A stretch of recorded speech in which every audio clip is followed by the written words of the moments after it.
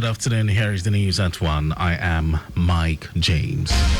Lagos State Muslim Pilgrims Welfare Board has completed arrangements to refund 223 million naira to the pilgrims who performed the 2023 Holy Pilgrimage exercise in the Kingdom of Saudi Arabia through the state.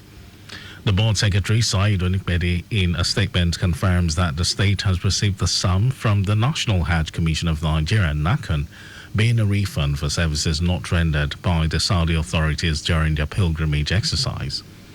According to Onikbede, each of the 3,651 pilgrims is entitled to a sum of 61,000 naira, and the refund, which was facilitated by NACON, became necessary to assuage the pilgrims over the inconveniences they experienced during the exercise.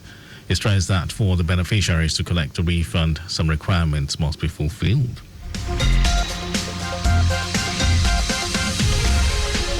In a related development, the Lagos State Christian Pilgrims Welfare Board has praised the outstanding effort of Executive Secretary of the Nigerian Christian Pilgrims Commission, NCPC, Stephen Adigbite, in organizing the 2024 pilgrimage exercise. The board secretary, Yetunde Gbafe, took to the official Instagram page of the board to commend Adigbite's leadership, acknowledging his determination and perseverance in overcoming challenges. She expressed her admiration for his exemplary leadership and prayed for continued strength and guidance to achieve his goals. Meanwhile, the second batch of the 2024 Lagos intending pilgrims will be airlifted to the Holy Lands of Israel and Jordan on Friday, 7th of February 2025.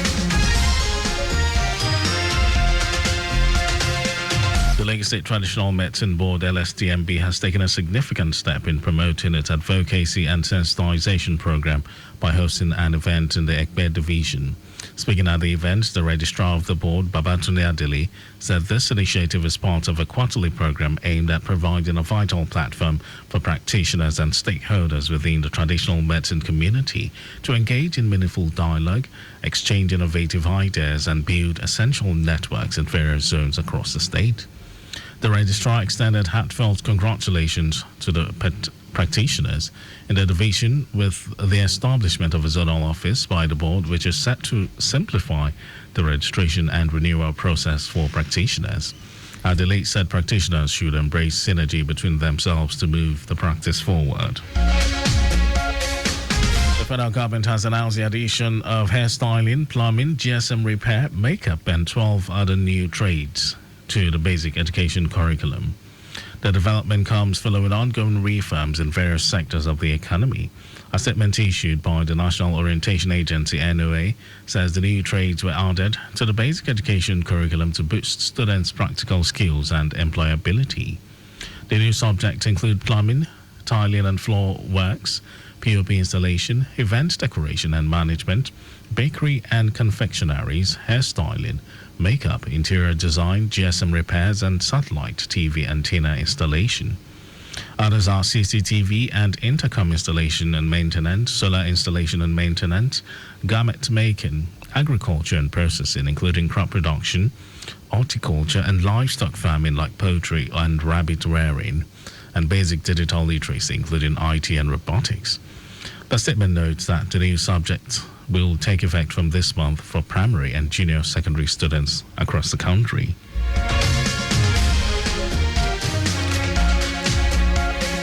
The Osun State government has constituted a 100-member panel to investigate the incessant land disputes between Ifo and Ilobu of Olu and Irikpodun local government areas. Ifo and Ilobu have been engaged in bloody clashes that have led to killings and destructions of property in recent times as a result of land dispute. The Ataoja of Oshogbo Obajimo Yetunji and the chairman of Osun State Boundary Commission, Justice Moshood Adigbe, will lead the panel. Commissioner for Information and Civic Engagement in Osun, Kolakbo Alimi, in a statement says the government put in place the committee to address the incessant land dispute. Alimi says each of the three affected communities of Ifo, Ilobu, and Eriosun had 25 representatives, while the state government will equally be represented by 25 members. He adds that Governor Ademola Adeleke will inaugurate the committee on Tuesday at the government secretariat. And in In some foreign news, Hamas has released 4 female Israeli soldiers held in Gaza as part of the ceasefire agreement, handing them over to Red Cross officials in Palestine Square in Gaza City. In exchange for the second release of the captives, Israel is expected to release 200 Palestinians held in Israeli jails. Ahead the release, scores of masked Hamas and Islamic Jihad fighters gathered at the square where a large crowd of Palestinians also congregated. In addition to hundreds of Hamas members, other Palestinian factions, including Palestinian Islamic Jihad, are also present at the site.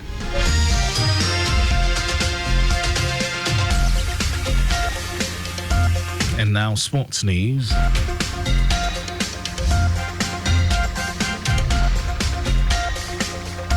Three-time African champions Nigeria has been placed in Pot 1 alongside 7-time winners Egypt, 3-time champions and cup holders Côte d'Ivoire, 2-time winners Algeria, hosts 1976 champions Morocco, and 2021 winners Senegal. The draw ceremony for the 35th Africa Cup of Nations finals will take place at the Mohammed V National Theatre in Rabat, Morocco on Monday evening. Super Eagles head coach Eric Chelle and team administrator Dio Akko, alongside chairman of NFF Technical Development Committee Sharif Inua, will attend the colourful ceremony in the heart of Morocco's administrative capital. The final tournament that begins on 21st of December and ends on 18th of January is unique in some ways, including being the first ever to start in a particular year and run into another year. Morocco will play host to Africa again since hosting the 1988 tournament that was won by Cameroon. It will interest you to know that Nigeria's Super Eagles hold the record for the most medals from the 68th Year-Old Championship, with 16 in 20 previous participations. That was our news at 1, but just before we go, use the walkway where available to avoid accidents. You can follow us and like all our various social media platforms: X, Traffic Radio 961, Facebook, Lagos Traffic Radio 96.1 FM, Instagram, Lagos Traffic Radio 961.